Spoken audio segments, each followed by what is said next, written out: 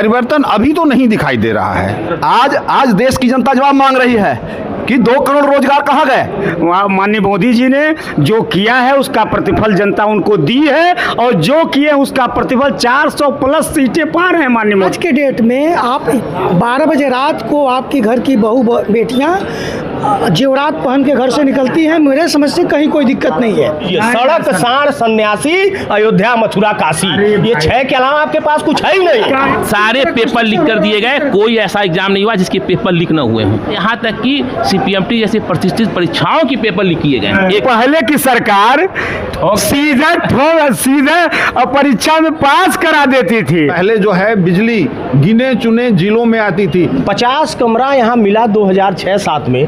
मुलायम सिंह यादव जी प्रदेश के मुख्यमंत्री थे। 25 मेंबर चुने जाते हैं, तो हमें 75 मेंबर होने चाहिए। और जिससे कि जो और दूसरा जो हमारे नए अधिवक्ता हैं, इनके लिए शुल्क जो 600-700 निर्धारित है वही होना चाहिए। और आज नमस्कार, स्वागत है आप सभी का हमारे इस विशेष कार्यक्रम में। दर्शकों, इस समय लोकसभा का चुनाव चल रहा है। 18वीं लोकसभा का चुनाव इस समय संचालित हो रहा है पूरे देश में, और 7 चरणों में चुनाव संपन्न होना है। अब सिर्फ आखिरी चरण का चुनाव, 7वें चरण का चुनाव होना है। इस समय हम उत्तर प्रदेश राज्य के गोरखपुर जिले में सिविल कोर्ट कैंपस में इस समय हम बैठे हुए हैं, और यहाँ के अधिवक्ताओं से हम जानेंगे कि लोकसभा सामान्य निर्वाचन को लेकर उनके क्या विचार हैं, क्या हैं उनके मुद्दे, और किस तरह से वो 18वीं लोकसभा के स्वरूप को देख रहे हैं। इसी पर आज बातचीत होगी। हमारे साथ अधिवक्तागण बैठे हैं। मैं परिचय आप सभी का मैं परिचय करा रहा हूं अपने दर्शकों से।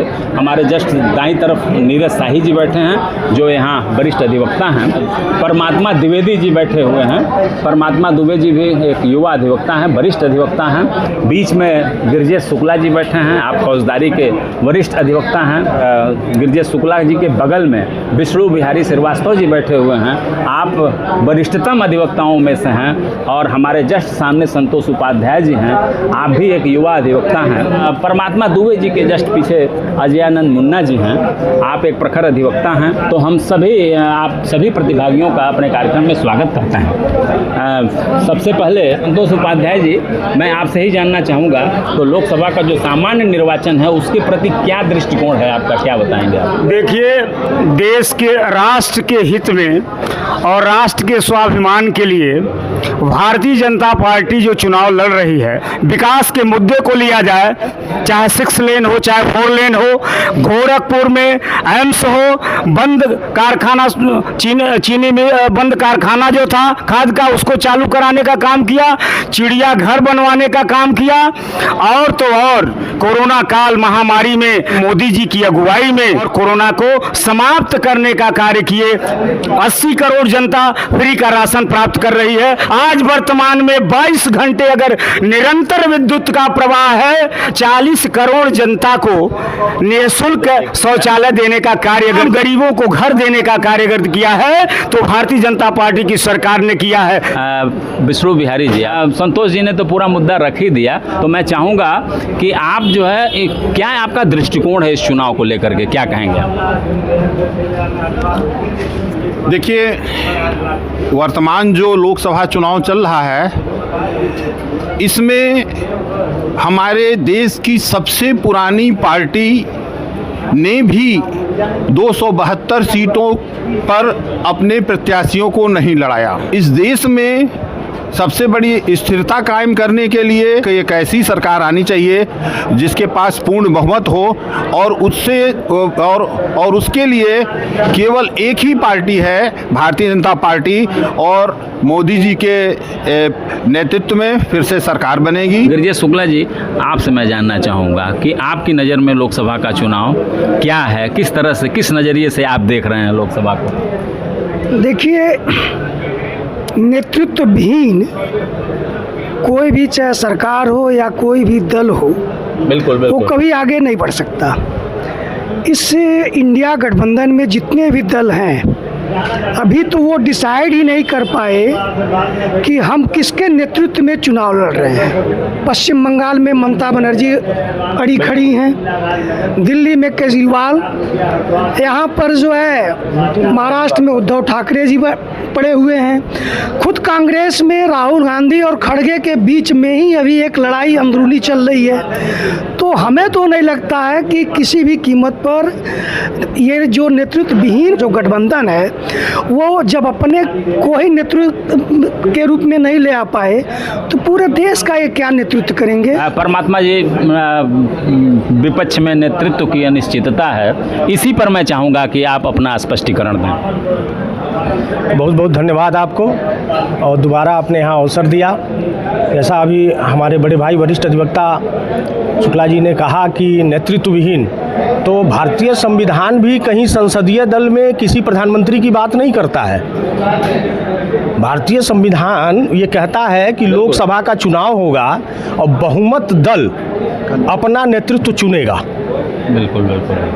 अब तानाशाहों की गिनती, जहां तानाशाह होते हैं वो पहले से सेट होते हैं कि यही लड़ेंगे, तो यहाँ नेतृत्व की बात करना जो है वो बेमानी है।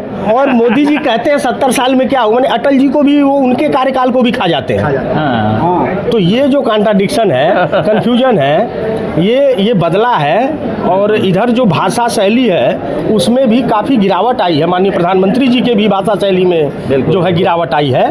क्यों आई है उसका कारण है चूँकि पहले इनकी पिच पर विपक्ष बैटिंग करने आ जाता था।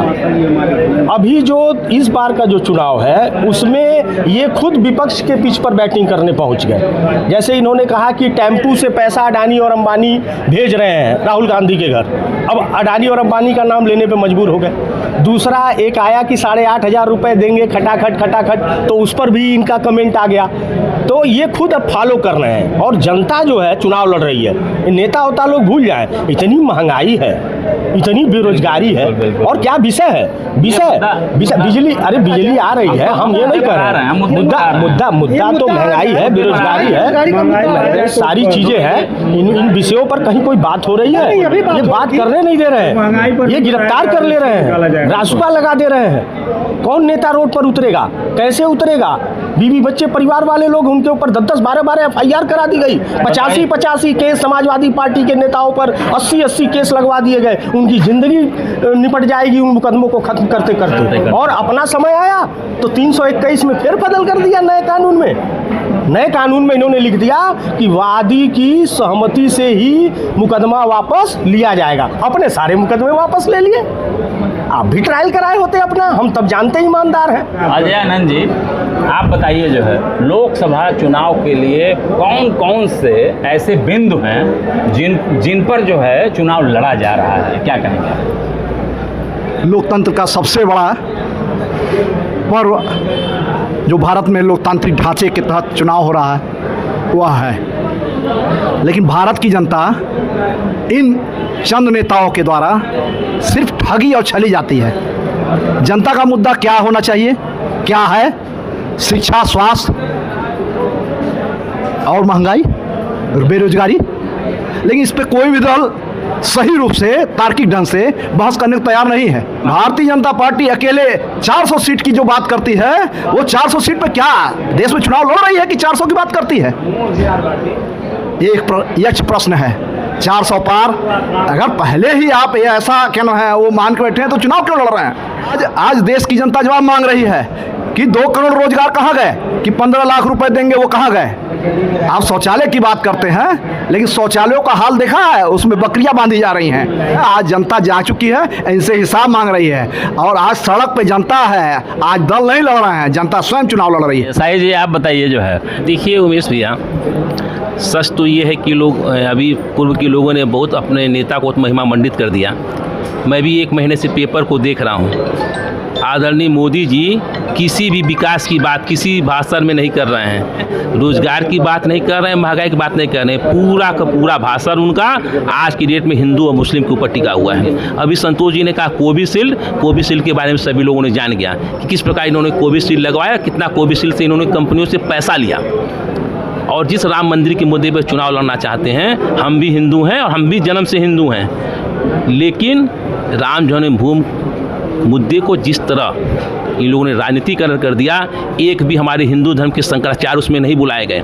रामालय ट्रस्ट के नेतृत्व में जो मुकदमा लड़ा गया राम मंदिर के लिए, एक भी उस ट्रस्ट के लोग नहीं बुलाए गए, केवल राजनीतिक। यहाँ तक कि कुछ दिन बाद रामनवमी का दिन था, जो रामनवमी भगवान श्री राम के प्रकट का दिन होता है, लेकिन चुनावी लाभ के लिए कहीं अधिसूचना न लग जाए और इस कारण मैं मुद्दा भुना न पाऊँ, इस नाते इन लोगों ने हिंदू धर्म के खिलाफ जाकर राम मंदिर का इन्होंने स्थापना किया। दूसरा से उच्च ओम प्रकाश राजभर से इन्होंने समझौता किया है, जिस राजभर ने संसदीय भाषा की सारी मर्यादाओं को भूल गया था।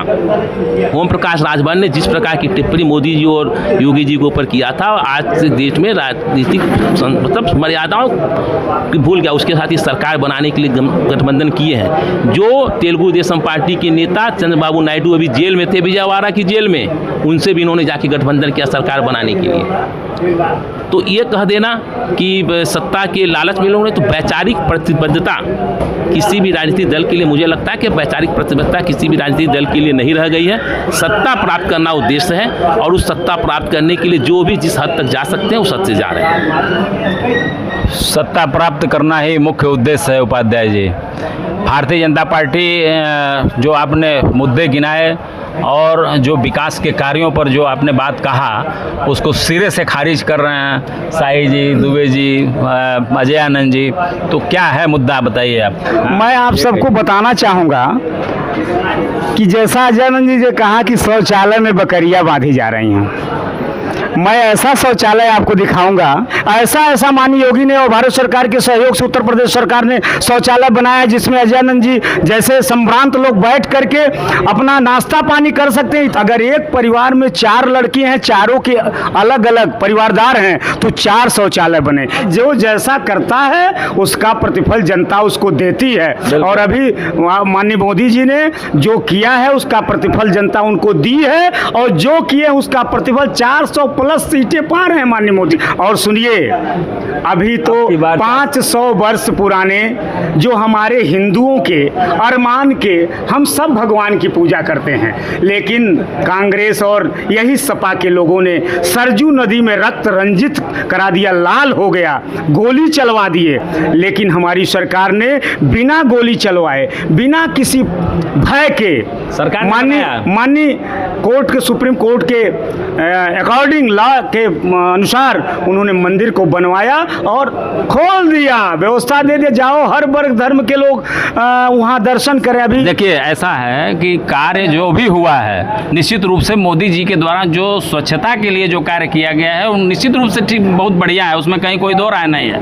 कहने का तात्पर्य यह है कि जो योजनाएं चल रही हैं उसको आप भी एक्सेप्ट करिए और आपकी योजनाओं को विपक्ष भी एक्सेप्ट करे, ये होना चाहिए। जैसे राम मंदिर का मुद्दा, विष्णु बिहारी जी, हम आपसे जानना चाहेंगे कि राम मंदिर और 370 ये मुद्दा नहीं इस चुनाव में बन पाया, क्या कहेंगे आप? ऐसा बात नहीं है, जनता के दिल में है, बहुत सी चीज़ें जनता के दिल में रहती है और वो आता नहीं है। अच्छा हुआ ये चीज़ें बहुत ज़्यादा प्रदर्शित नहीं हो रहा, वरना कल को लोग कहते कि तो खाली राम मंदिर के कारण जीत गए, तो खाली 370 के कारण जीत गए। हमको याद है महंगाई की बात 1971 में हुई थी, जब इंदिरा गांधी चुनाव लड़ी थी। हम लोग छोटे क्लास में थे, लेकिन उस समय इंदिरा ने नारा दिया गरीबी हटाओ। 77 में उस जब आई 80 में, तो फिर वही गरीबी हटाओ, फिर वो गरीबी हटाओ, कभी भी गरीबी नहीं हटती थी। आज मोदी जी ने जो कार्य किया, 2 साल कोविड का समय गुजरा है, 2 साल में पूरे विश्व की क्या दशा रही है आप देख लीजिए। महंगाई स्तर पूरे विश्व का क्या है, आर्थिक स्तर क्या है, लेकिन उसमें भी हमारा देश संभला, सुधरा और दूसरों की मदद भी किया। 2014 के बाद से जब से मोदी जी आए हैं, एक बार गलवान में हमारे सैनिकों ने उनको मुंह तोड़ जवाब दिया है। आज हमारे देश का हर नागरिक ये जानता है कि चाइना की औकात नहीं है कि हमारे तरफ आंख उठा करके देख ले। महंगाई पर पक्ष हम जानना चाहेंगे जो है शुक्ला जी, आपका जो है क्या कहेंगे? मुझे तो नहीं लगता कि महंगाई किसी भी दृष्टिकोण से इनकम के अनुसार बढ़ी है। महंगाई मुद्दा नहीं है चुनाव, महंगाई मुद्दा विपक्ष कुछ भी मुद्दा बना ले, नहीं एक ओवरऑल, लेकिन ओवरऑल अगर देखा जाए तो महंगाई मुद्दा नहीं होना चाहिए। मुद्दा किसी भी कीमत पर। आप आज देखिए कि जिस तरह से कंस्ट्रक्शन हो रहे हैं हर जगह, बिल्कुल वहाँ पर अगर किसी के पास पास पैसे नहीं हैं तो फिर कंस्ट्रक्शन कहाँ से हो रहे हैं? पेट्रोल पंप पर भीड़। आप ये देखिए कि गाड़ियों की कतारें लग रही हैं, एक तरफ महंगाई है, एक तरफ आपके पास गाड़ियां हैं, एक एक घरों में 2-2 3-3 गाड़ियां हैं, 4 व्हीलर हैं, फिर कहाँ से वो पैसे आ रहे हैं?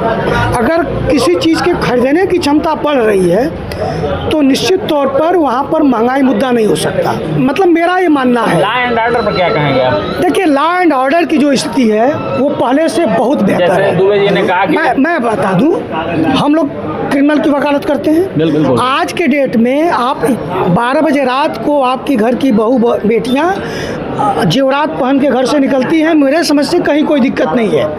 और तब सरेआम दिन में भी जो है चोरी और छिनैती की घटनाएं आम होती थी। हम ही लोग यहाँ पर डिफेंड करते थे, बेल कराते थे। और हमारे जो भैया बताए कि अंतर्राष्ट्रीय स्थिति में आप देखिए, आपको याद होगा कुछ दिन पहले एक फ़ोटो आई थी, हमारे प्रधानमंत्री मनमोहन सिंह जी थे, G20 की बैठक में सबसे पीछे वाले रो में और साइड से तीसरे नंबर पर खड़े रहते थे।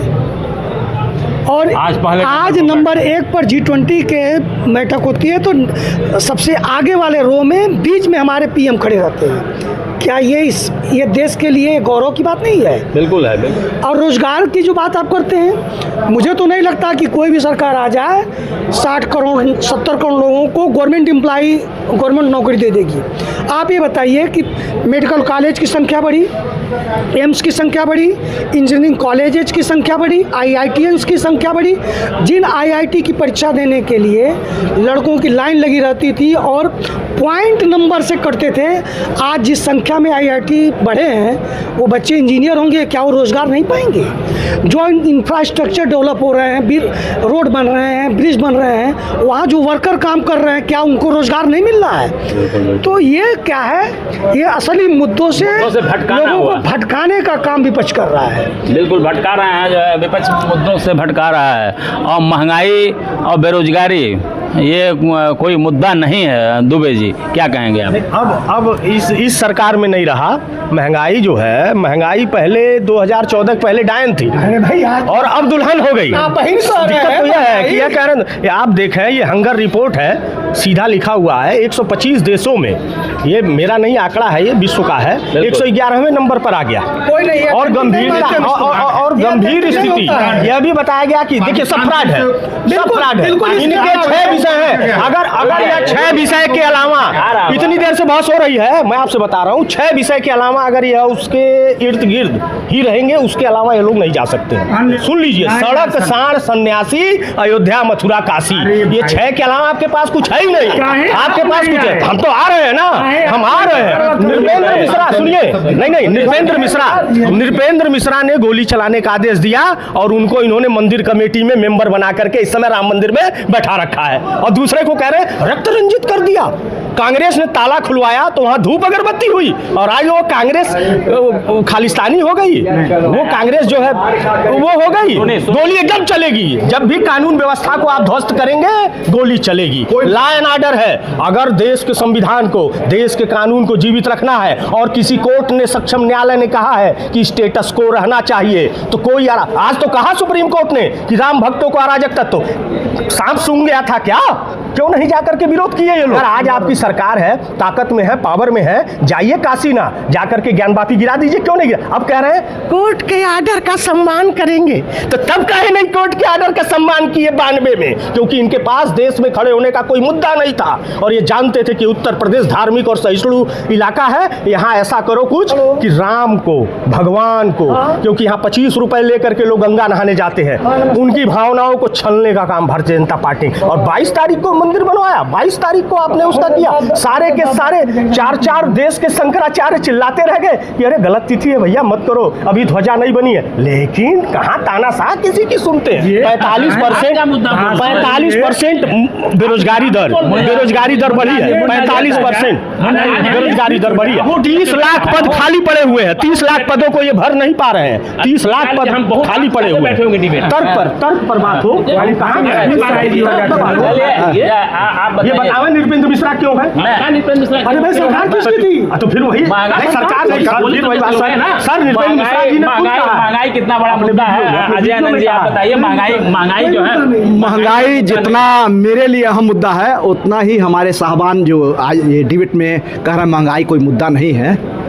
जरा आप जब सुबह उठ करके अपने बच्चे की फीस जब एडमिशन कराने जाएंगे तब अपने पॉकेट से पूछेंगे, अपने हाल से पूछेंगे, अपने दिल से पूछेंगे। कमाई को भी तो मुद्दा बता दीजिए। मैं अपने कमाई के मुद्दे की बात बता रहा हूँ। मैं आप फीस 10 रुपए देते थे, आज फीस आप कहते हैं हमको 200-500 चाहिए। वो भी तो बताइए। आप और हम जब इस कचहरी में प्रवेश किए थे तो 323, 5000, 56 में भी क्या ना जमानत कराई जाती थी। आपको याद होगा, आपको याद होगा।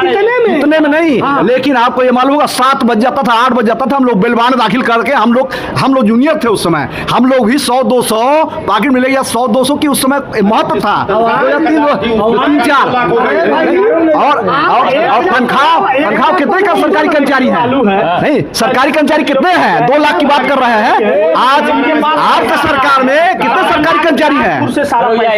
आप ये कह रहे हैं, सुनिए हम लोग आप हमें पूछिए या तो क्वेश्चन आपका हमेशा है कि 2 रुपए किलो हम शुद्ध घी खाते थे, कहते हैं ना, आज 2000 रुपए किलो भी शुद्ध घी नहीं मिल रहा है और खाने वाले खा रहे हैं। शाही जी, हम आपसे जानना चाहेंगे कि जैसे हंगर इंडेक्स को रख दिया जो है इन्होंने जो है दुबे जी ने, और उसको प्रमाणित जो है शुक्ला जी नहीं उसको प्रमाणित मानते हैं, तो क्या आप क्या कहेंगे इसमें?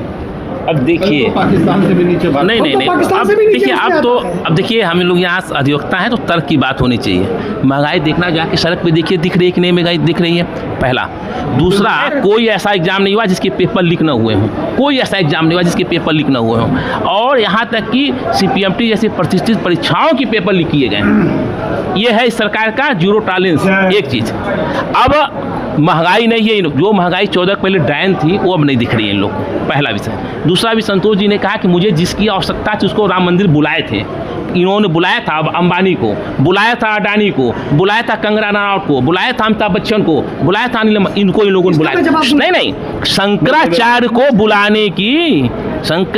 बुलाने के लिए आपको वो नहीं था कि उनको नहीं आवश्यकता थी। जिन लोगों ने राम जन्मभूमि के मुद्दे पर यहाँ से लेकर सुप्रीम कोर्ट तक विश्व हिंदू परिषद के तमाम नेताओं ने लड़ा, उनको बुलाने के लिए इनके पास समय नहीं था। उपाध्याय जी, जैसे एक मुद्दा उठा, बहुत सुंदर जो है शाही जी ने कहा कि जो परीक्षाओं के पेपर हैं वो लीक हो रहे हैं, इसको आप इनकार नहीं कर सकते हैं। देखिए, देश में या प्रदेश में या जिले में या तहसील पर या ग्राम पंचायत लेवल पर अपराधी अपना अपराध करेंगे, हमारा काम है उस पर अंकुश लगाना, नियंत्रण करना। हमारी सरकार जो है अपराध को खत्म नहीं कर सकती, लेकिन अपराधी पर नियंत्रण कर सकती है। अगर अपराधी ने अपराध किया है तो उस पर बेजोड़ कार्रवाई सरकार ने किया है, और एक पेपर लीक के मामले में जो भी उससे अभी बहुत सारे लोग खुलासा हो गया है बात। और इसके पहले की सरकार सीधे परीक्षा में पास करा देती थी, परीक्षा का नामो निशान नहीं, कॉन्ट्रैक्ट होता था। भारतीय जनता पार्टी की सरकार में सारे सेंटरों पर, सारे सेंटर जो नकलचू सेंटर थे, नकल कराने का काम करते थे, उनको डिबार कर दिया गया, FIR लाज कराया गया, और CCTV कैमरे की निगरानी में परीक्षा हो रही है। शिक्षा के प्रति और अपराधियों के प्रति, कानून व्यवस्था, लॉ एंड ऑर्डर पर हमारी गवर्नमेंट भारतीय जनता पार्टी एकदम दिमाग लगाई है। विष्णु बिहारी जी, हम ये जानना चाहेंगे कि लोकल स्तर पर, जैसे यहाँ आप देख रहे हैं गोरखपुर इस समय जो है मुख्यमंत्री का जो है गृह जनपद है, और गोरखपुर स्तर पर मुख्यमंत्री के द्वारा जो विकास कार्य कराए जा रहे हैं वह कितना आपके जो है इस चुनाव में जो है कितना कारगर साबित होंगे? भाई, हाथ कंगन को आरसी क्या। बिल्कुल, गोरखपुर में जो विकास हो रहा है इसको हमें बताने की आवश्यकता नहीं है। हम सभी लोग, हम सभी लोग, चाहे वो किसी भी पार्टी के हैं, वो लोग देख रहे हैं। बिल्कुल। बहुत पहले श्री वीर बहादुर सिंह जी के द्वारा किया गया था, उसको भी हम लोगों ने भी स्वीकारा था और आज भी स्वीकारते हैं। उसके बाद से जब से योगी जी आए हैं तब से गोरखपुर का विकास हो रहा है, और गोरखपुर की ही विकास नहीं हो रहा है, पूरे प्रदेश का विकास हो रहा है।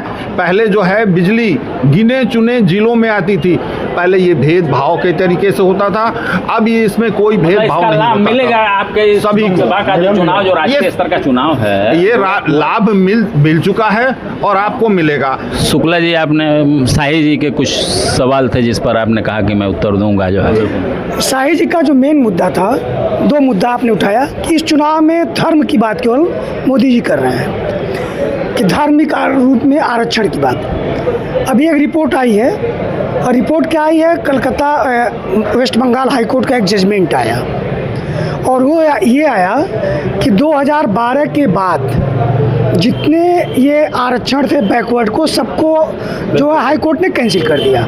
उसके पीछे क्या था, 2010 में सीपीएम की वहाँ गवर्नमेंट थी, उन्होंने क्या किया कि 7% आरक्षण जो पहले से ओबीसी का चलता था, वो ओबीसी का आरक्षण था, उसमें 10% और जोड़ करके 17% में मुसलमानों को आरक्षण दे दिया।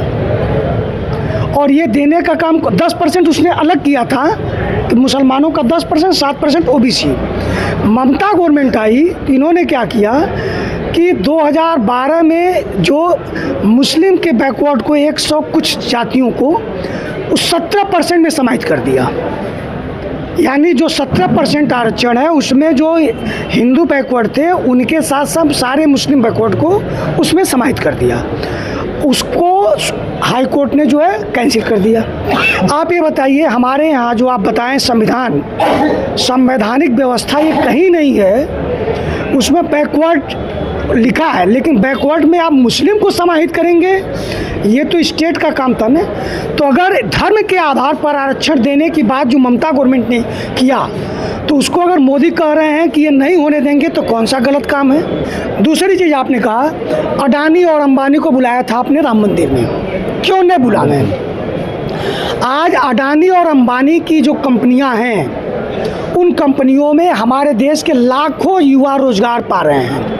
हम किसको बुलाएंगे? अमेजन को बुलाएंगे? नहीं, शंकराचार्य को तो बुला सकते हैं। एक मिनट, जवाब उस पर दे रहे हैं, ये पूरा हो जाए। हम फ्लिपकार्ट से बुलाने जाएंगे? कोविड काल था, किसी विदेशी कंपनी ने 1 रुपए की मदद इस देश के लिए किया होता, बता दीजिए। अडानी अंबानी ने यहाँ पर करोड़ों रुपए मदद किया, उसको नहीं अगर हम देश में पनपने देंगे तो क्या हम विदेशी कंपनियों को अपने इंडिया में पनपने देंगे? शंकराचार्य की जो आप बात कर रहे हैं, जितने शंकराचार्य थे सबका अलग अलग व्यू था। हम वहाँ एक आयोजन करने जा रहे हैं, तो हम सब वहाँ मामले को सुलझाने के लिए एक भव्य आयोजन करने के लिए जा रहे हैं कि हम वहाँ विवाद की स्थिति पैदा करने जा रहे हैं? बिल्कुल, बिल्कुल। और अगर आयोजन हो गया, मंदिर में जरूरी नहीं है कि शंकराचार्य जरूरी है वहाँ पर। उद्घाटन जहाँ हुआ तो आप जितने राजनीतिक पार्टियाँ थे, जितने लोग थे, सबको इन्वाइट किया गया। आप लोगों ने तो ठुकरा दिया, आप लोग तो मंदिर नहीं गए। अभी एक मुद्दा चल रहा है कि ये तो संविधान ही बदल देंगे। 400 पार का नारा क्या लगा कि इनको एक मुद्दा मिल गया कि तो संविधान में ही संशोधन कर देंगे। बिल्कुल। अरे भाई, हम अगर 2 रुपए पाते हैं तो हम सोचते हैं कि हम 10 पाएँ, 10 पे जाते हैं तो सोचते हैं 100 पाएँ। अगर उनकी सीट 2014-2019 में बढ़ी तो उनका एक नारा हुआ कि 400 पार, यानी हम पहले से ज़्यादा और बढ़ें। तो उसको आप दूसरे तरीके से कि 400 पार हो जाएंगे, संविधान संशोधन कर देंगे। बिल्कुल। और हम लोगों को आप मिसगाइड करते हैं, जितनी भी 25 पार्टियाँ हैं। तो 400 हाँ, संशोधन की बात आने लगी, ये बिल्कुल गलत बात है। परमात्मा जी, जैसे लोकल मुद्दे को मैंने उठाया, जैसे शुक्ला जी ने तो शाही जी का जवाब दिया जो है, तो लोकल मुद्दे पर जैसे हमको एक अधिवक्ताओं की जो शिकायत मिली कि 5 साल से लगातार जो है रवि किशन जी यहाँ प्रतिनिधित्व कर रहे हैं, और अधिवक्ताओं के प्रति जो उपेक्षा का भाव है, कचहरी में भी वो आए और अधिवक्ताओं से नहीं मिले, क्या कहेंगे आप इस पर?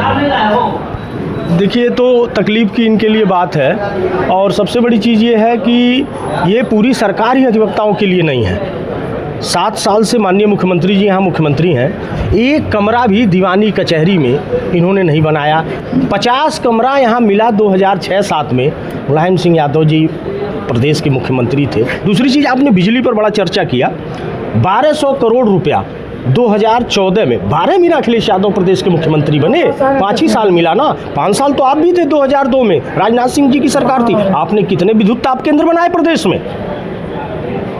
200 विद्युत ताप केंद्रों का निर्माण 1200 करोड़ रुपया खर्च करके 2016-17 में ये आंकड़ा है। और ये समाजवादी पार्टी सरकार ने तैयार किया। अगर एक विद्युत ताप केंद्र आपने बनाया हो तो अभी सर्च करके दिखा दीजिए मुझे, मैं चला जाऊंगा डिबेट छोड़कर। अजय आनंद जी बताइए, अधिवक्ताओं के प्रति जो है सारे सरकार के उपेक्षाओं का शिकार रहा है अधिवक्ता, क्या अधिवक्ता वर्ग ही ऐसा है जिसको किसी सरकार ने कुछ नहीं दिया।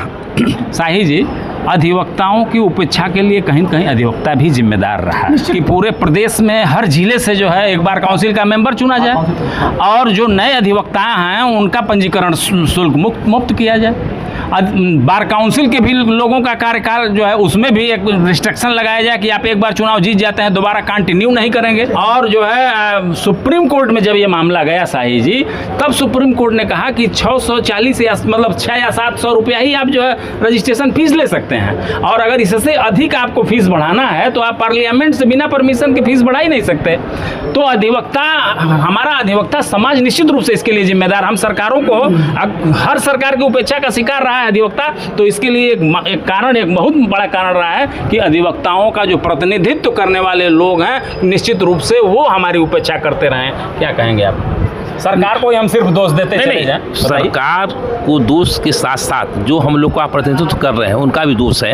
हमें संभवतः जानकारी कि 1960 से 1960 से 1961 में 1960-61 से 25 मेंबर चुने जाते हैं। बिल्कुल। अगर जिले की संख्या 75 है बिल्कुल, तो हमें 75 मेंबर होने चाहिए, और जिससे कि जो, और दूसरा जो हमारे नए अधिवक्ता हैं इनके लिए शुल्क जो 600-700 निर्धारित है वही होना चाहिए, और आज हमको लगता है 25,000 रुपये के आसपास। हाँ, उपाध्याय जी, हम जो है पूरी तरह से जो है इसके लिए जिम्मेदार जो है आपकी सरकार को मानते हैं। मान लीजिए ठीक है, सारी सरकारों ने जो है वो गलत किया जो है, लेकिन अधिवक्ताओं की उपेक्षा के लिए आपकी सरकार पूरी तरह जिम्मेदार है क्या? कैसे प्रतिरक्षा करेंगे आप? ऐसा नहीं है, सरकार जिम्मेदार नहीं है। जहाँ कानून की बात और अधिवक्ताओं की बात होती है, निश्चित रूप हम अधिवक्ता स्वयं अपने के लिए जिम्मेदार हैं कि हम लोग अपनी बात उठा नहीं पाते हैं, चेहरा देखते रह जाते हैं। परसेंटेज वोट क्यों नहीं डालने जाते हैं लोग? वोट का परसेंटेज देखिए, भारतीय जनता पार्टी के जो लोग हैं ये थोड़ा सा लोग वोटिंग का रेशियो जो है इनका और बढ़ाना चाहिए और सभी लोगों को वोट डालना चाहिए। ये अपना संवैधानिक अधिकार है। एक वोट से सरकार बनती है, एक वोट से सरकार बिगड़ती है। वरिष्ठ है सबसे, आपसे ही मैं ये चाहूँगा, वोट के प्रति जो नैराश्य का भाव है उसके लिए कैसे सारे मतदाताओं को उत्साहित आप करेंगे? क्या कहेंगे? लीजिए। हम प्रत्येक परिवार के प्रत्येक गार्जियन से ये हाथ जोड़ करके विनती करते हैं कि वो लोग ये जान लें कि ये जो अवसर हमको मिला है ये अब फिर 5 साल बाद आएगा, जब तक हम अपन वोट डाल करके और अपनी बात ना रखें। अब तो इस तरह से बहुत सही, बहुत सही। एक समापन जो है, मैं शुक्ला जी आपकी तरफ से, चूँकि हमने जो है अधिवक्ताओं की बात लगभग सबसे कर लिया है और एक जो हमारा कंक्लूजन है इसमें अधिवक्ताओं के संबंध में आपसे हमने बात नहीं किया है, स्पेशली सिर्फ आपसे, बाकी सबसे हमने बात कर लिया है। तो मैं ये चाहूँगा कि अधिवक्ताओं की उपेक्षा के लिए अधिवक्ता स्वयं जिम्मेदार है और सरकारें क्यों जो है हमेशा उपेक्षा करती रही हैं। किस तरह से अधिवक्ताओं का स्वाभिमान जागृत होगा कि अधिवक्ता अपने लिए सरकार से बाध्य करेगा कि वो उनके हितों के लिए वो कार्य करे? क्या सबसे पहले देखिए, अधिवक्ताओं के लिए जो कचहरी कैंपस की बात आ रही है तो इसके लिए अभी मैं यहीं से शुरू कर रहा हूँ। अभी एक रिसेंट प्रपोजल आया माननीय मुख्यमंत्री महोदय जी का कि गोरखपुर की कचहरी को हम लोग हाईटेक चाहते हैं। ये प्रपोजल हमारे सामने भी हमारे बाहर के कुछ पदाधिकारी दिखाए थे, उसमें हम तोड़ करके यहाँ पर जो है बिल्डिंग बनाने की बात आई बिल्कुल कि इसमें जो है नीचे जो है पार्किंग दे दिया जाए, 2 तल जो है अधिवक्ताओं को बैठने के लिए दे दिया जाए, ऊपर कोर्ट दे दिया जाए, ऑफिस दे दिया जाए। तो इसका विरोध हम अपने अधिवक्ता जो कुछ तथाकथित प्रतिनिधि हैं जो कहते हैं कि हम कचहरी के जो है रहनुमा हैं, उनके द्वारा किए जाने के कारण आज हमको लगता है कि पिछले 5-7 सालों में यहाँ पर कोई काम नहीं हो पाया। मतलब आप खींचतान की वजह से- अगर ये होता तो हम अधिवक्ताओं के बैठने की व्यवस्था, हम अधिवक्ताओं के काम करने की व्यवस्था, हर चीज़ सरल हो जाती। अब कचहरी कैंपस से अगर बाहर निकला जाए तो कोई भी सरकार रही हो, उपेक्षा तो अधिवक्ता की हर सरकार ने किया है। बिल्कुल। अभी एक माननीय मुख्यमंत्री जी का एक डिबेट सुन रहा था, रजत शर्मा का आ रहा था। उन्होंने कहा कि भाई एक अधिवक्ता ने मुझसे शिकायत किया कि साहब अपराधी कम हो रहे हैं, मुकदमे ख़त्म हो रहे हैं, तो मुकदमे ख़त्म हो जाएंगे तो हम अधिवक्ता कहाँ जाएंगे। तो उनका जवाब क्या था कि अधिवक्ता देश की स्वतंत्रता के लिए राजनीति में आवे और जो है ये इससे देश का कल्याण होगा। ये विकल्प नहीं है। अगर हर अधिवक्ता राजनीति में ही आने लगेगा ना तो फिर देश की जो न्यायिक व्यवस्था है वह ध्वस्त हो जाएगी, लचर नहीं होगी, ध्वस्त हो जाएगी। वो एक सीधा जवाब हो सकता था कि हम अधिवक्ताओं के लिए ये कुछ नई पहल करेंगे, कुछ जुडिशरी के लिए हम व्यवस्था करेंगे। बिल्कुल। ये होना चाहिए था हमारे मुख्यमंत्री जी को। तो कोई भी सरकार रही हो वो अपने अपने तरीके से अपने अपने बातों से काउंसिल वाले पर जरा सा आप ये अभी हमारे नीरज भाई ने जो कहा है, आप अपना नीरज भाई ने जो कहा है मैं उससे पूर्ण रूप से सहमत हूँ कि नए अधिवक्ताओं का रजिस्ट्रेशन में जिस तरह से यहाँ लूट खसोट मचा हुआ है वो ख़त्म होना चाहिए। बार काउंसिल के जो जितने ज़िले हैं उतने हर ज़िलों से मेंबर होने चाहिए। बिल्कुल, बहुत और इससे हम ही अधिवक्ताओं का समस्या जो है वो सॉल्व होगा। तभी वोट की अपील समस्या समाप्त होगी। देखिए वोट का एक रीजन है परसेंटेज का एक रीज़न कम होने का एक कारण है। आप भी गांव से बिलोंग करते हैं, हम भी करते हैं। गांव के मैक्सिमम लड़के या युवा वर्ग आप समझ लीजिए गांवों से पलायन होकर के शहरों में नौकरी कर रहे हैं या पढ़ाई कर रहे हैं। दूसरी चीज़ आप इस चीज़ से इत्तेफाक करते होंगे कि जितने वोटर लिस्ट में नाम है 20% ऐसे लोग हैं जो एकदम अक्षम हैं, बहुत बुजुर्ग हैं या समझ लीजिए कि उनकी स्थिति नहीं है, इस भीषण गर्मी में वो निकलना नहीं चाह रहे हैं। तो ये भी एक बहुत बड़ा कारण है। तो गवर्नमेंट को कुछ ऐसी एक आग्रह आपका होना चाहिए, गवर्नमेंट की को कुछ ऐसी प्लानिंग ले आनी चाहिए कि जो लोग बाहर हैं, जैसे पोस्टल वोट का प्रोविजन लाइन है, बिल्कुल। जो सेना में है नौकरी कर रहे हैं उनको पोस्टल वोट का है, उसी तरह जो लोग बाहर हैं वो अपने कॉन्स्टिट्यूंसी में जो है किस तरह से वोट कर पावे, कुछ एक व्यवस्था होनी चाहिए। और हमारी तो सारे मतदाताओं से ये अपील है कि जो आपका संवैधानिक अधिकार है उसका प्रयोग कीजिए। ज़्यादा से ज़्यादा संख्या में जो लोग नहीं जाने लायक हैं उनको किसी साधन से बैठा करके ले जा करके वोट आप दिलवाइए।